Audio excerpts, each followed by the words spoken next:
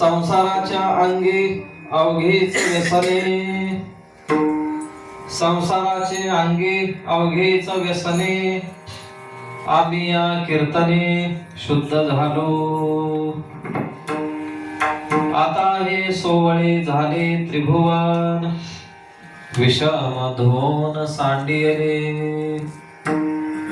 ब्रह्मपुरी वास करले अखंड, न देखिजे तोंड विटाळाचे.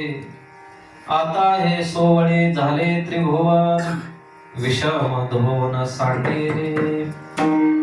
तुका म्हणे आम्हा एकांताचा वास, ब्रह्मी ब्रह्मरस सेवू सदा.